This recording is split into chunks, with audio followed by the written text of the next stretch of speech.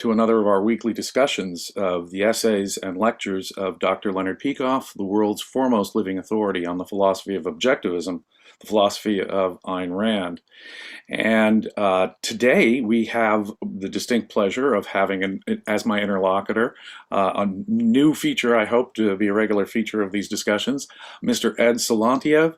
He is a software engineer from the United Kingdom, lives and works in the United Kingdom, and he's also a regular participant in the Ayn Rand Center UK's regular weekend workshops, and if I can just add, an excellent contributing member to that. So thank you, Ed, for helping out today and joining us.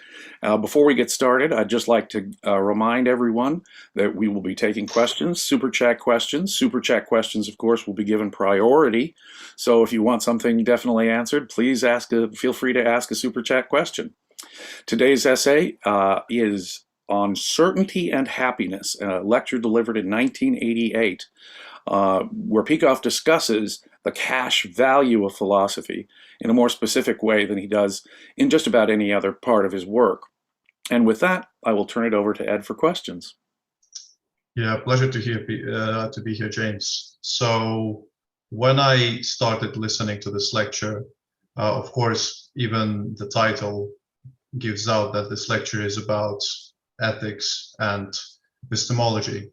So first and foremost, Dr. Peikoff notes that certainty and happiness are pinnacles of epistemology and ethics respectively. And so that our listeners have the necessary context, would you please summarize the essence of both of these branches of philosophy? Well, sure. Epistemology is a big fancy word philosophers have for what's called the theory of knowledge. Objectivism holds epistemology to be the study, the science, which studies the means and the nature of how we come to know. According to objectivism, knowledge is basically a given. It's a corollary of the axiom of consciousness, but that knowledge can only be acquired by following a specific method, an objective method, which gets us in contact with reality. And it's the job of epistemology to explain the nature and the means by which humans can acquire knowledge, what qualifies as knowledge. Ethics, according to objectivism, is the field that defines a code of values. Human beings have to choose their values on the abstract level, according to Ayn Rand, and morality is the science which provides a code of values, of rational values, and describes the virtues by which those values can be obtained. It is the normative, evaluative subject in philosophy. But you can see both of these topics permeate. First of all, they're interrelated, closely interrelated. Today, we're presented with a sort of a miserable norm where people believe that certainty is not possible. In effect, knowledge is not possible. The only thing certain, as Peikoff starts it out with, are death and taxes, the only certainties we can have. And furthermore, they believe life is hell. Values really cannot be achieved. It's either almost impossible or difficult to achieve. In some forms of ethics, it's utterly impossible to achieve happiness here on earth. Therefore, so much misery, human misery, guilt, doubt, unhappiness has been the direct upshot of the conclusions of modern philosophy. And objectivism has a very, very different answer. We appreciate the relationship between confidence in our judgment, confidence in our knowledge, and happiness.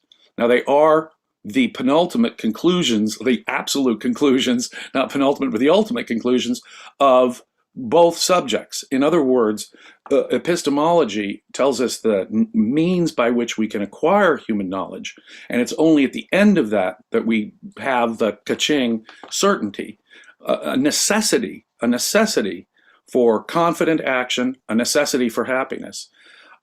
Likewise, in ethics, happiness is the conclusion. It is an ultimate goal of ethics is to have this state of happiness, the emotional state that proceeds from the achievement of one's values. But it depends on a whole lot of other things. Our values cannot be defined in isolation. We have to use reason to integrate our values and so forth. So both certainty and happiness, in effect, are the ultimate conclusions of each of those topics, and rest on all that we have, all the premises and conditions of knowledge and virtue, the achievement of values.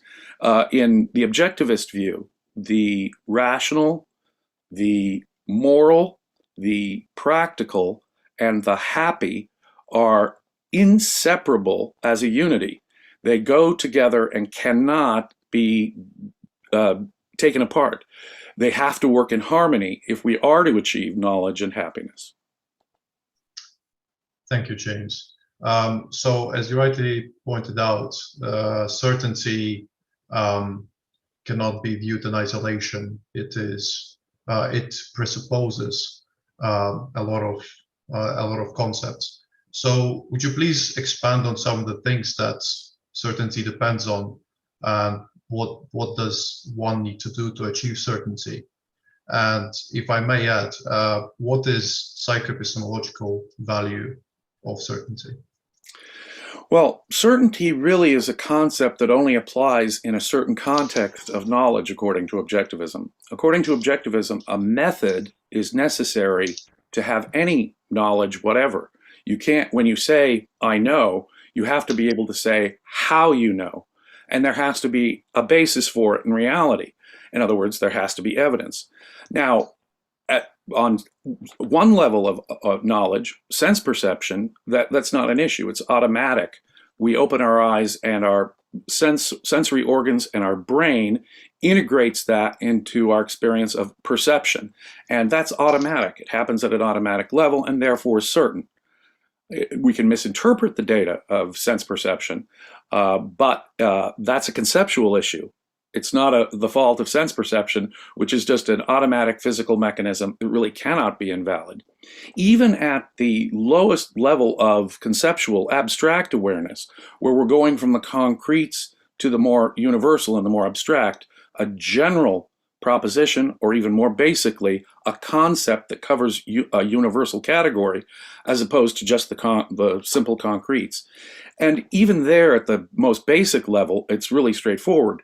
That I'm communicating to you through a computer, for example, is not something that I need to have proof for. And although it is based on a conceptual understanding, and I'm forming it in conceptual terms, even that is not really subject to, if that were all there was, the issue of certainty would not come up. Certainty applies to high-level abstractions, complex high-level abstractions, and complex situations where we need to figure things out. Knowledge at that level is not a simple on and off switch. Knowledge at that level develops through a series of steps where we have some evidence that indicates something might be possible, something is a valid hypothesis. We don't yet have enough information to know if that's probably the case, but we can then proceed to probable if we have a substantial amount of evidence which indicates, importantly, the conclusion that we're trying to reach, or disproves the conclusion that we're trying to reach, and doesn't contradict anything else we know, just as with possibility. And then we reach the level of certainty in which we know that the evidence meets the standard of proof that we require in order to know with certainty that we've accounted for all the evidence and that our logic has been sound. Once that's done, we have achieved certainty, and we've achieved, and implicitly we can talk about those lower orders of knowledge as certain, to contrast it with all these attacks on sense perception and knowledge as such from philosophical skeptics. We can say it's certain, but the concept really wouldn't arise in those contexts, because it's really only in the case of higher order complex questions that the issue of certainty even would arise, and this different level, these different levels of knowledge. But even possibility requires, and we covered this last week in the essay, Maybe You're Wrong, even a mere possibility requires evidence. It requires positive evidence. It also can't contradict anything we know, obviously. If it contradicts a known fact, we can know it's not possible from the outset, but that's not enough. That's not even enough. Objectivism requires positive evidence, even for a possibility. We have to exclude whim entirely. We can invent infinite numbers of speculative, imaginary possibilities that have nothing to do with reality, and we'd have no basis for probability or certainty if we couldn't at that level dismiss whimsical, the arbitrary from our thinking. So even a possibility requires some evidence, some demonstration, some positive reason to believe. So the concept of certainty is a very complex one, and it does require, in effect, the entire science of epistemology to understand and justify. However, confidence in our knowledge is absolutely essential. If we're not confident in what we're doing, we are not going to be confident in the outcome. We will always be in doubt that we will get a certain or likely outcome from a certain course of action if we can't be confident about our knowledge in the first place. And so epistemology can totally undermine our confidence, walking in the door, precluding our chances for happiness right off the bat. So the relationship between certainty and happiness is a vital one. And we can see it very particularly, and I think we'll see this in later questions, very particularly when it comes to certain concepts that Ayn Rand believes are fundamental in the development of correct and rational values. When you understand Ayn Rand's concept, for example, of the benevolent universe, and we need to get into that, I think, to some degree. All that objectivism means by the concept of benevolent universe is that nature is auspicious to human life. Auspicious to existence is indifferent to human life one way or another, but human beings do have the capacity to deal with reality successfully. We do have the capacity to know, given the appropriate conditions and effort that it takes to know. We do have the capacity to be virtuous and to achieve the pride and happiness that virtue results in. But again, only if we're confident about what we're doing at each step of this process.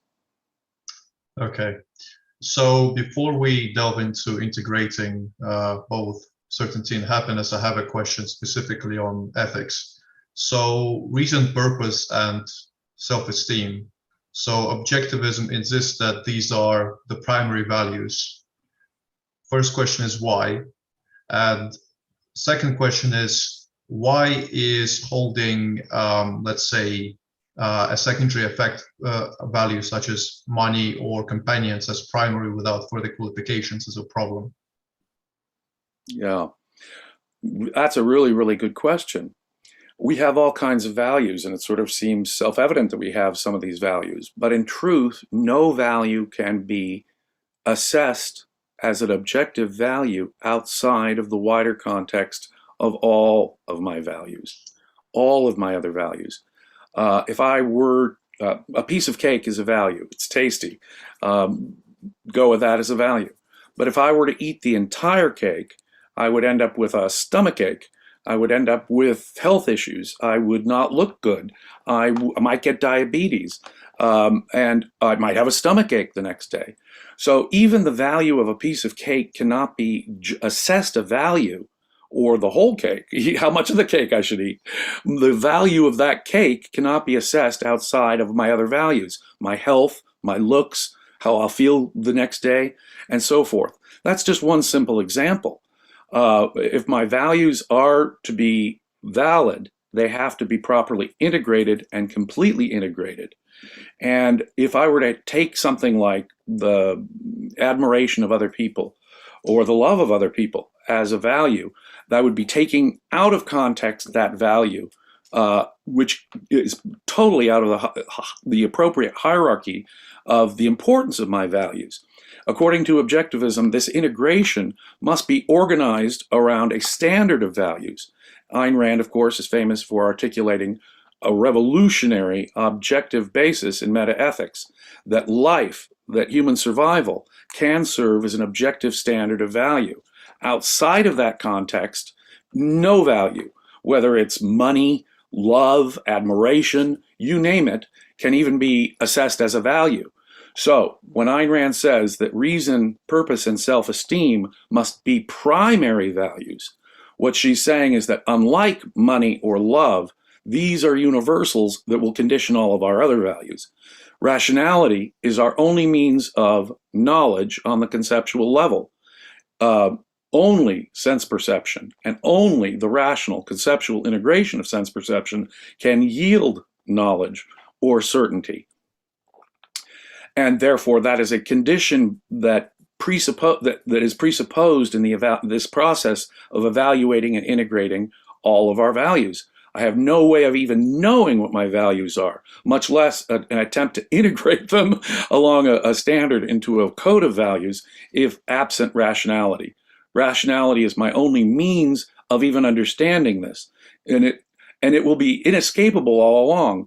For if, as the objectivist epistemology concludes, it is our means of knowing, then of course at every step along the way in assessing my values and in understanding my values, it will be an inescapable premise and part of that understanding of values and virtues. Purpose is very important. We have to have a positive, specific purpose that governs our life. The general purpose that applies to all humans is their own life as such. But there are enormous numbers of options, especially in a complex division of labor economy. It could be, Ed, that being a software engineer is the right and objective thing for you to do because it gives you the joy. It gives you the central purpose that is most important to you given your context of values. Being a lawyer for me was objective. And here I have the insight to tell you why it was objective. For me, my experience as a child really impressed upon me the importance of justice.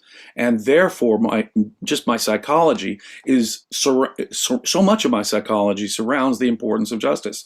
Being a public prosecutor was objective for me, given my skills, my interests, my values. But yours may, as I say, be a software engineer. But having a central purpose to your life helps organize your values. It's one of the key means by which we can bring our values, our personal values as well as our moral values, into integrated harmony with one another, and thus know that they're each real values because we understand their relation to each other in a hierarchy of values.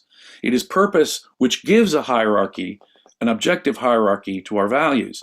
And the practical manifestation of this can be seen in a million ways.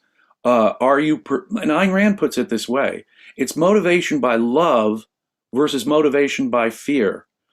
Avoiding death is not really the same thing as achieving life.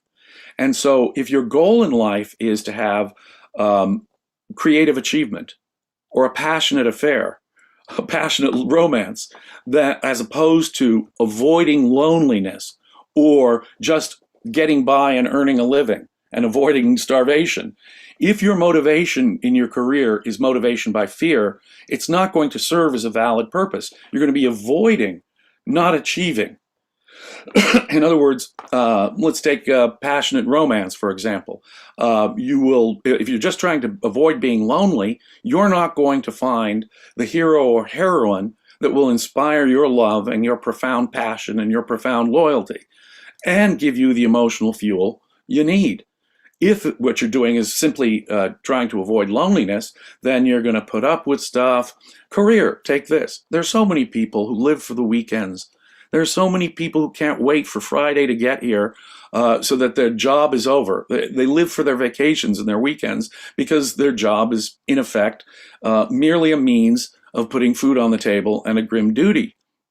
If, however, your career is a passionate value to you, then, as it was for me when I was a prosecutor, I woke up every morning, I wanted to get to work, I was thinking about all the great things that I could do and accomplish that day. And for me, it was a question of achievement, of gaining something. It wasn't merely I was going to achieve justice. I wasn't going to merely avoid injustice for a job that was really just a job for me. No, to me, it was a commitment, a purpose, a passion, and the achievement of that can result in happiness. Self-esteem, the third of these primary values.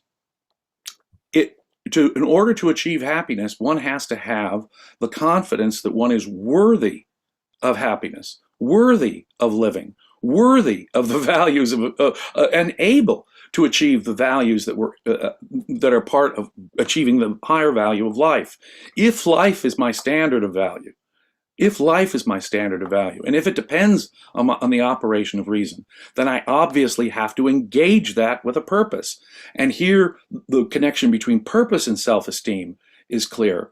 It is through the achievement of our central purpose in life that we achieve earned self-esteem, which creates this benevolent cycle, fueling my desire to be rational and productive, and giving me the reward, the pride at the end. Yeah, I got that. I succeeded. I wanted to achieve this value, this purpose, this rational value, and I did so. Ka-ching. Happiness. And so we can see here, even at this level, that in Ayn Rand's view, you cannot separate the moral and the practical. You cannot separate the practical from the happy, and you cannot separate the moral from the rational. So the rational, the moral, the practical, and the happy are all an inseparable unity in Ayn Rand's view. But based on her view of the benevolent universe, given the appropriate epistemological methods, given the appropriate amount of effort, if you have a productive purpose, you should be able to expect, at least as a norm, happiness, success in life. Knowledge and happiness are achievable, but only achievable to a rational man who understands he needs a central purpose and who believes his life is worthy of living. Thank you very much, James. So going further then, so as I understand, Peikoff uses the benevolent universe premise as a bridge between certainty and happiness. Could you please explain what benevolent universe premise is, first of all, and how does Peikoff use it here to his advantage to integrate the two? Well, the benevolent universe principle does not mean that we believe the universe is helpful to us, much less that there's a benevolent God out there working things out for us. It does not mean that there can't be circumstances that make happiness impossible. Existential circumstances. You could be being constantly tortured. You could be a prisoner. You could be a slave. You could be in a concentration camp. These existential circumstances are outside of your ability to control, and yet they will affect your ability to achieve your values and therefore your ability to be happy. So when we say benevolent universe, we're not taking the Pollyanna position that the universe is all going to work out and that everything is for the best, whether we know it or not, nor are we taking the view that the existential facts in which you happen to find yourself don't make happiness possible, because there are circumstances, as I say, perverse circumstances that will make it impossible for someone to existentially achieve their happiness. No, with benevolent universe, all we're saying is that, in contrast to someone like Schopenhauer, if anyone's familiar with the German philosopher Schopenhauer, the all-time pessimist, who believed that really happiness was unachievable, values were unachievable, we contrast it with that. The universe is not hostile to us. We have the means to acquire knowledge, reason, if we have a healthy functioning brain. We have the means to acquire happiness. Our values can be achieved. In fact, virtue in itself is, in most conditions, a sufficient condition for achieving happiness. But that requires that we understand morality in a rational way. We're aiming for rational values. And so long as we are being rational and aiming for rational values for our own survival and happiness, then we should expect under most circumstances to achieve that. Humans can achieve knowledge. Humans can achieve happiness. If they engage the appropriate causes for each of those should be the expected normal results, at least. I see. And here, I think Peikoff rightly quotes Fountainhead and says that a man can be struggling, he can be going through a hardship, but if he's an Ayn Rand hero, he's still confident, he is happy, and he knows that he has ability to in the end succeed. And here Peikoff quotes that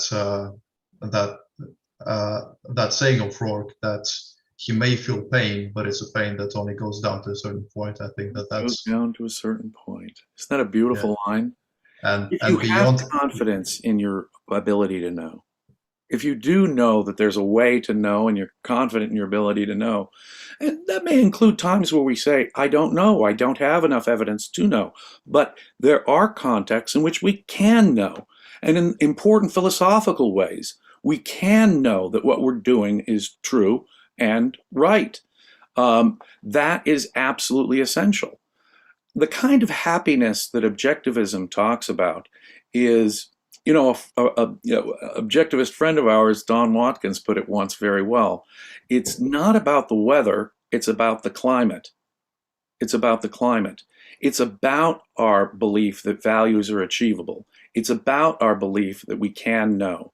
It's about our belief that I am worthy of the happiness that I'm aiming for and that I have the means of achieving that.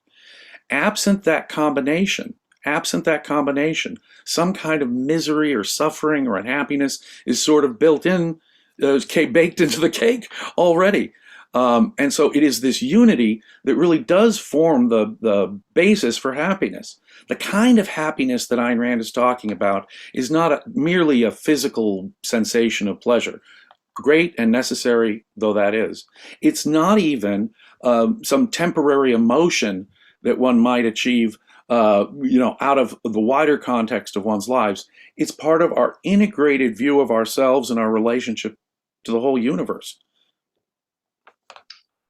Right, and even from personal experience, taking struggles head on and being able to overcome them just adds to my confidence to gain knowledge and to know that if I keep my head,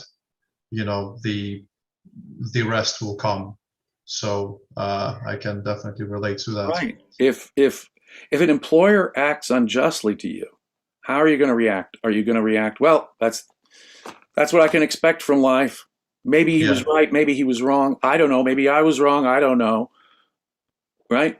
If my girlfriend leaves me, right? Am I going to say, well, that's it. Love and life is over for me. I'm never going to achieve romantic happiness.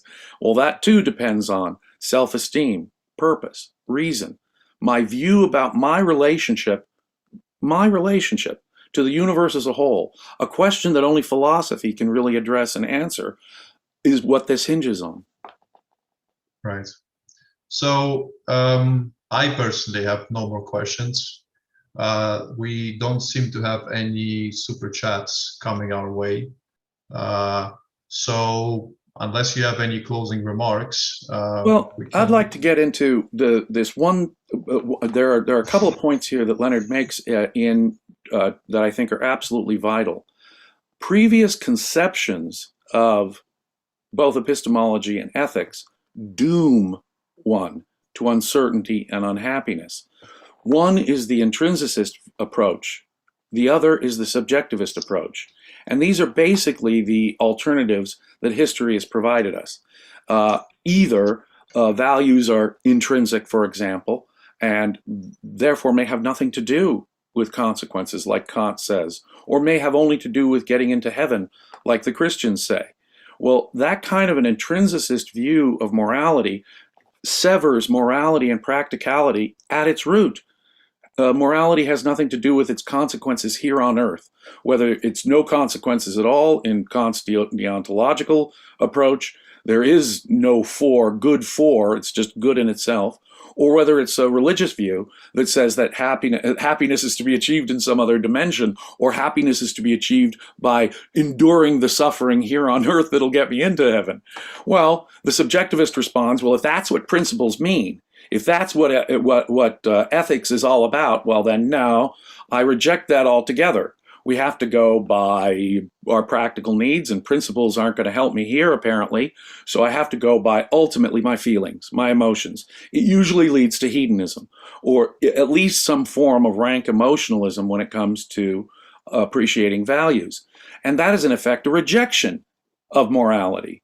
which is a basic condition of happiness. This is the person who will be just following pleasures or emotions. He's doomed as well.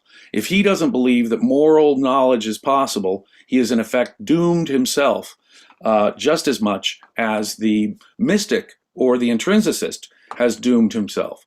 Objectivism takes an entirely different approach to this entire question. If we do follow an objective means, but we have to follow an objective method of knowing, we can know, but only if we engage in the objective method of coming to know the world.